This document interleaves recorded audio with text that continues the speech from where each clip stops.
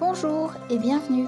Vous écoutez La Chronique des Volcaniques, un podcast inspirant 100% féminin où je reçois 2 jeudis par mois une chef d'entreprise qui nous parlera de son parcours d'entrepreneur. Je suis Emmanuelle Regna, fondatrice du réseau professionnel et féminin Et les filles c'est jeudi en Auvergne. Aujourd'hui, je reçois Florine. Florine, elle est salariée et chef d'entreprise. C'est une envie, c'est comme ça, c'est un choix personnel et c'est comme ça qu'elle voit sa vie d'entrepreneur. Elle adore tellement son métier de base, entre guillemets, qu'elle ne se voit pas du tout l'arrêter. Donc aujourd'hui, Florine est salariée et entrepreneur et c'est son choix. Elle va nous raconter pourquoi. Bonjour Florine. Bonjour Emma. Comment tu vas? Bien écoute, ça va. Ça va? Très bien. Bon. Est-ce que tu peux te présenter à nous pour ceux qui ne te connaissent pas? Oui, alors du coup, je suis Florine, j'ai 34 ans, encore pour quelques mois. J'ai 2 enfants, donc 2 filles de 2 et 6 ans.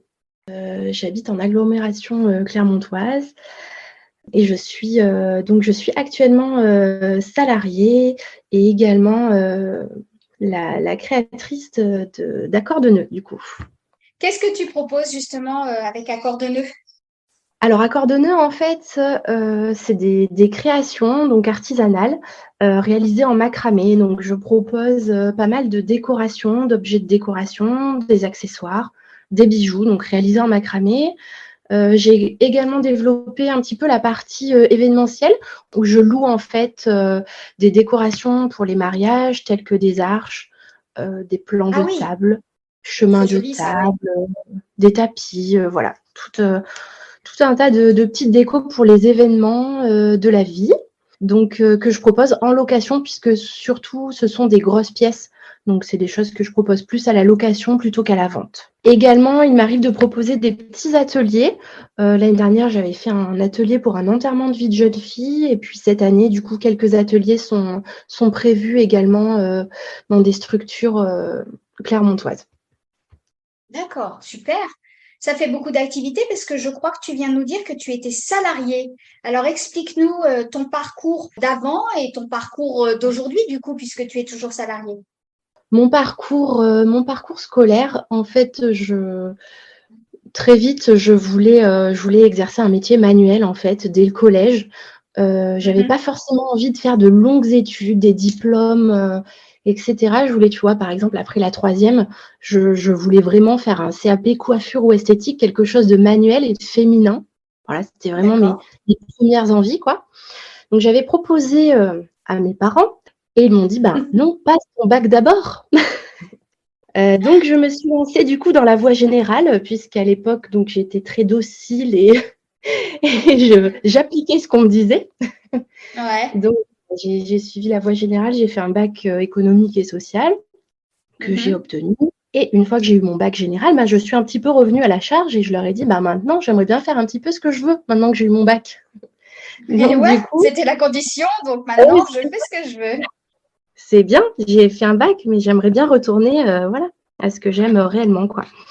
Et donc du coup, à partir de là, j'ai suivi un CAP esthétique, donc en 1 an, en accéléré puisque j'avais déjà un bac, donc c'était une petite voie, voilà, un petit raccourci, quoi, ça se pratiquait en 1 an. D'accord. Et ensuite donc 2 ans de BTS, puisqu'en fait, moi, à la base, c'est vrai qu'on m'a souvent posé la question: «Tiens, pourquoi tu as pas fait ton BTS directement après le bac?» Bah, parce qu'en fait, tout simplement en esthétique, moi, je voulais vraiment pratiquer, tu vois? Je voulais Mhm. pas forcément, faire les métiers qui sont autour de l'esthétique. Je voulais vraiment pratiquer en cabine, quoi. Et pour Ouais. pratiquer, ben, tu as vraiment besoin d'un CAP, quoi, de la pratique. Et le BTS, c'était trop théorique à l'époque, en tout cas. Donc, voilà, je suis passée par la petite année de CAP et ensuite BTS. D'accord. Et donc, de ce fait, et bien après, j'ai pratiqué. J'ai eu plein d'expériences professionnelles différentes. Donc, dans ce domaine-là, évidemment, j'ai pas mal pratiqué en cabine. Donc, voilà, tout ce qui était soins, épilation, beauté des mains, etc. J'ai D'accord. exercé aussi un petit peu en thalasso lors de stages un petit peu prolongés, on va dire. J'avais été hydrothérapeute. Voilà, donc là, j'avais découvert pas mal de soins, tu vois. Parce qu'au départ, ce qui m'amenait à l'esthétique, c'était plus l'onglerie, on va dire, la beauté des mains. Et puis après, je Mhm. me suis rendu compte qu'en fin de compte, il y avait plein d'autres choses qui me plaisaient, comme les massages, la relaxation, voilà, le bien-être vraiment global des gens. Et donc, voilà, j'ai pratiqué un petit peu à droite à gauche ces soins-là. J'ai aussi, du coup, bossé en parfumerie, un milieu qui me plaisait aussi. Au début, j'aimais pas trop le côté vente, vraiment. Donc, je me réfugiais un peu dans, dans la cabine, en institut, parce que je faisais les deux à l'époque. Et puis, en fait, petit à petit, je me suis vite prise au jeu de la vente et j'ai préféré même la vente, tu vois. Ah ouais. Ouais, ouais, ouais. Donc voilà, et donc ça fait presque 15 ans que j'exerce donc ce métier-là, d'esthéticienne conseillère en parfumerie. Et donc mon job actuel est plus ciblé sur la parfumerie. Voilà, je suis plus en magasin actuellement, mais il m'arrive quand même de monter un petit peu en cabine de temps en temps, de dépanner, on va dire, mes collègues pour un soin ou autre de temps en temps, et j'apprécie aussi, hein, du coup. Alors, explique-nous comment on passe de la parfumerie esthétique au macramé. Qu'est-ce qui s'est passé dans ta vie?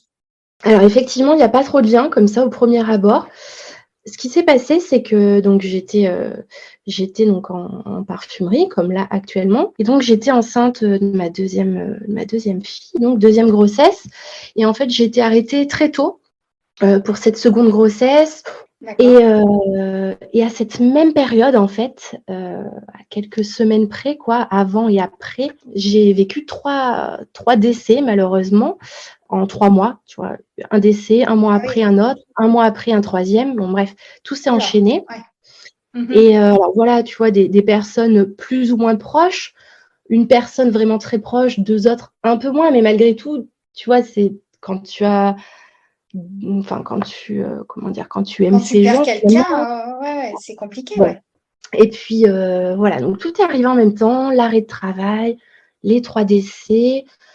Bon, j'étais pas très bien, je t'avouerai à ce moment-là, en fait, j'étais vraiment, ben, partagée, tu vois, entre la joie de porter la vie et puis, ben, Mm. en même temps, la tristesse, profonde, quoi, de perdre ces gens au fur et à mesure et de me dire: «Mais et ça s'arrête quand, quoi? Pourquoi ils partent tous comme ça?» En plus, c'était des morts plutôt tragiques, tu vois? Des trucs, enfin, c'était pas Ah, «prévu» ouais. entre guillemets, Oui, c'était. Ouais, ouais, c'est sûr. Ouais. un peu brutal, quoi, et je me suis dit: «Waouh!»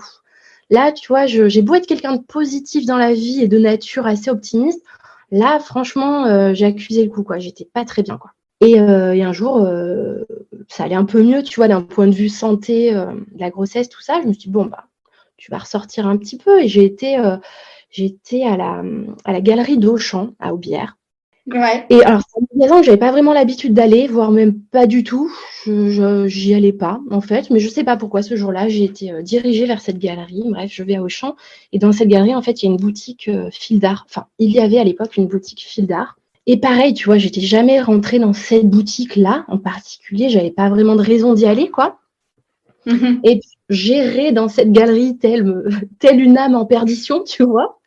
J'étais dans mes mauvaises pensées, je marchais dans cette galerie, et puis là, je passe devant ce fil d'art, et je sais pas, tu vois? C'est un peu bizarre, mais comme un peu, enfin, certains diront: «C'est le hasard». Moi, je pense pas, mais tu vois, j'ai été un peu Oui. portée dans cette boutique, je suis rentrée. Tu vois, un peu comme des fois, il y a des synchronicités dans la vie, des choses qui se passent, tu sais pas trop pourquoi, mais en fait, ça arrive, c'est comme ça, et mes yeux se sont portés, tu vois, sur un petit kit. Il y avait un petit kit d'initiation au macramé, en fait. C'était Ouais. un petit kit avec, genre une bobine, de corde, un bout de bois, et puis une petite notice explicative, papier, tu vois, qui t'expliquait, 1 ou 2 nœuds de base, quoi, vraiment, et tu réalisais Ouais.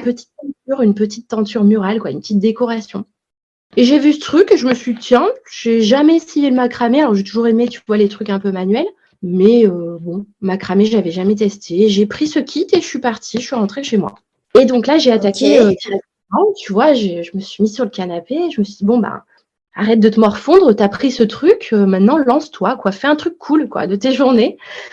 Et du coup, j'ai ouvert ce petit kit et puis j'ai suivi pas à pas les petites étapes, les petits nœuds, les petits conseils, les trucs, et puis, tu vois, au bout de, je sais pas, le truc m'a pris l'après-midi, tu vois? Ça m'a peut-être pris 3 heures à faire ce truc, et au bout des Mhm. 3 heures, j'ai eu terminé, et je me suis dit: «Mais waouh, quoi, c'est Enfin, en fait, durant ces 3 heures, je n'avais pensé à rien et ça faisait très longtemps que ça ne m'était pas arrivé. Ça faisait des semaines, tu vois, voire des mois que, ben, j'avais toujours quelque chose en tête qui me tracassait, Mhm. j'étais pas forcément très bien, quoi. Et là, je me Ouais. suis dit: «Mais attends, ça fait 3 heures que tu fais ce truc, tu l'as terminé et tu as pensé qu'à des trucs cool, que des trucs positifs». C'était un peu, tu sais, je m'étais échappée, quoi, de mon quotidien, comme si comme si ces petits nœuds, tu vois, m'avaient un peu, ôté, les nœuds que j'avais au fond de moi, tu vois, au fond de mon Ouais, cœur, c'est quoi. ce que j'allais te dire. Ouais, ouais, ouais. Oh là là. C'est Bizarrement, marrant tu ce vois, parallèle d'ailleurs. Ouais. ouais, c'est un peu ça, quoi. J'étais nouée de l'intérieur et finalement, ces petits nœuds m'ont un peu libérée, quoi. Ils ont été vraiment libérateurs et tu vois, là, tout de suite, en fait, j'ai cette petite tenture sous les yeux parce que cette petite tenture, je l'ai gardée, tu vois? C'est mon tout Ah bah premier oui. truc, quoi. Et donc elle est accrochée, dans mon atelier et là, bon, actuellement, je suis dans la chambre de ma fille, donc rien à voir, mais je l'ai prise avec moi, tu vois? Parce que je me dis: «Ben, c'est voilà, elle me suit partout, C'est le là point et de départ. ouais, c'est le point de départ, c'est ça et tu vois, quand je la regarde, alors esthétiquement, maintenant, je la trouve pas terrible du tout, hein. Elle est faut dire ce qui est, le truc est plat, sans relief, bref. Mais malgré tout, tu vois, quand je regarde chacun des nœuds et ben, je me dis: «Ben, voilà, ce petit nœud-là et ben, il m'a permis de libérer peut-être un truc». Enfin, voilà, c'est Ça, création. c'est quoi la suite alors? Est-ce que rapidement tu t'es dit ah bah je pourrais peut-être faire quelque chose avec ça? Ou est-ce qu'il y a eu un déclic pour te dire bah je vais peut-être essayer de les vendre ou comment ça s'est Ouais. passé? Parce que tu t'étais au début de ta grossesse, donc tu avais Mmh. encore un certain temps à pouvoir faire du macramé. Comment ça s'est passé dans ta tête? Alors, au départ, je l'ai vu comme une façon de m'occuper, de me libérer, tu vois? C'était mon comme je te dis, un peu mon échappatoire, quoi. Donc déjà, c'était plus, Ouais. mon point de vue, c'était presque une petite thérapie, tu vois? Par le macramé. Donc j'ai commencé par faire des petites choses, un petit porte-clés, des petits trucs à droite à gauche et puis, en fait, j'avais un compte Instagram, perso et puis, de temps en temps, quand j'étais un petit peu fière de ce que je venais de réaliser, tu sais, je mettais une petite story et je mettais ma création. Et puis en fait, ben, j'avais souvent des réactions des gens, tu sais, ils te mettent un petit like, un petit commentaire: «Oh, c'est sympa, tiens, c'est toi qui l'as fait. Oh, mais c'est beau, tiens, mais tu le vends?» Bon, voilà, souvent des petites, interactions comme ça et Mhm. donc au fil des choses que je partageais, ben, ouais, on m'a souvent, demandé si je les vendais, quoi, si j'en faisais pas pour les autres. Donc au départ, j'en ai fait pas mal comme ça, tu vois, en guise de cadeau pour les gens. Et puis je me suis dit, ben écoute, ça plaît bien. Ouais, je sais pas, je me suis dit naturellement, bah allez, pourquoi pas lancer le truc vraiment officiellement, quoi, tu vois, en faire quelque chose, quoi. Et Quand tu donc, dis officiellement, ça veut dire que tu as créé une micro-entreprise ou au départ tu as vendu comme ça à tes proches? alors au début, en fait, je ne vendais pas, j'offrais, je donnais, quoi. Euh, D'accord. Voilà, j'offrais et après, oui, je me suis dit, ben, si je veux vraiment que ça soit, vendable quoi entre guillemets, enfin si je veux le vendre, il faut quand même que je crée la micro. Donc du coup, j'ai créé la micro, ouais.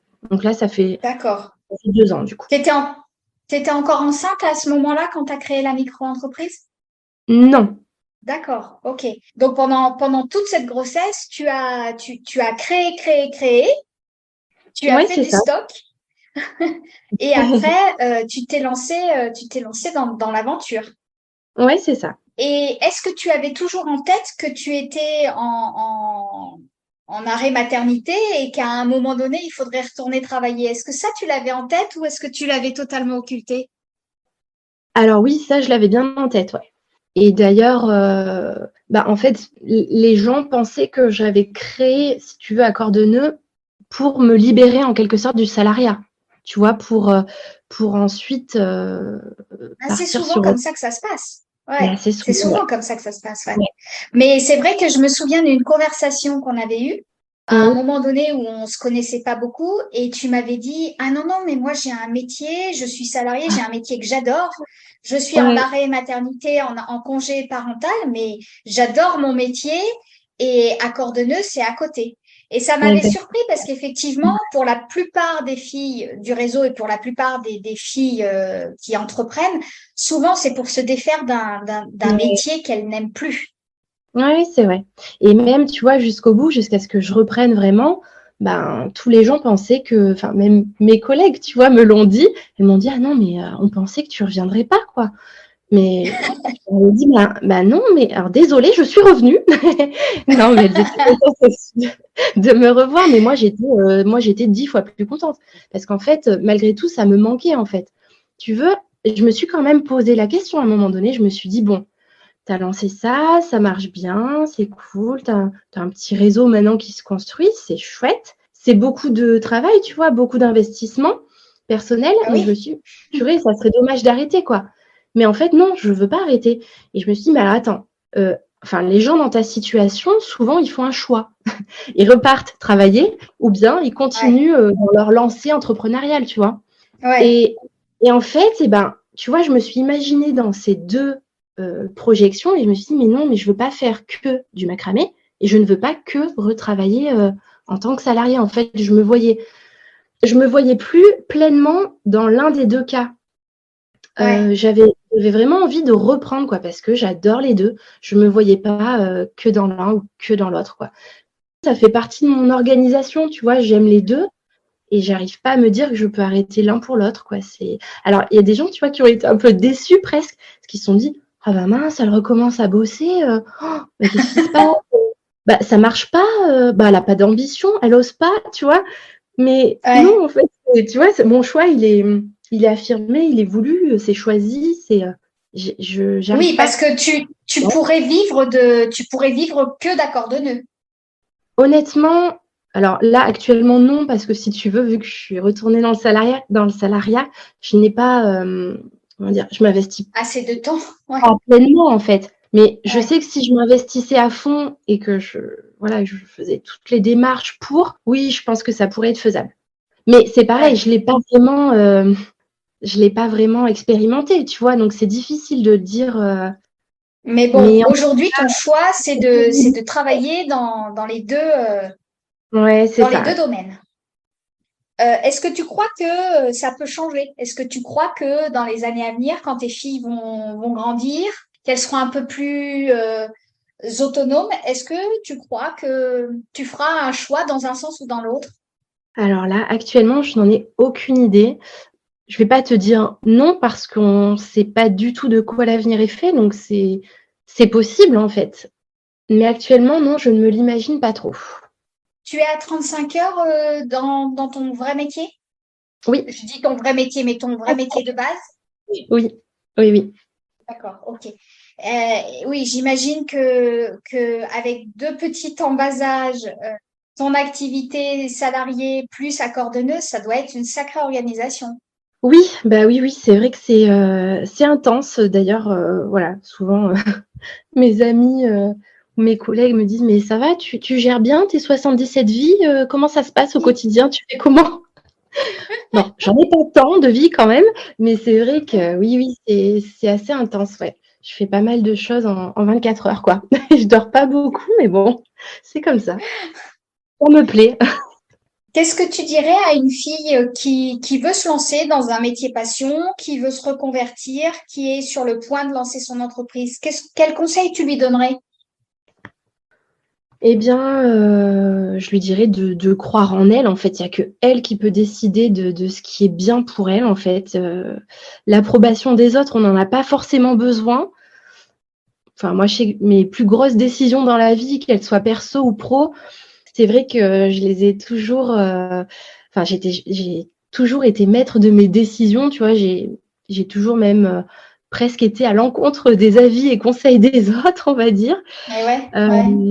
donc voilà, je pense qu'il faut suivre, ben, suivre sa raison, ses envies et puis croire en ses capacités. Et puis si c'est quelque chose qui nous passionne, qui nous anime, voilà, il faut se lancer et puis de toute façon ça fait avancer. Que les expériences soient bonnes ou mauvaises en fait, ben, plus tu avances, plus tu es riche d'expériences donc voilà, C'est faut sûr. vivre pleinement. Est-ce que tu te sens entrepreneur aujourd'hui, toi?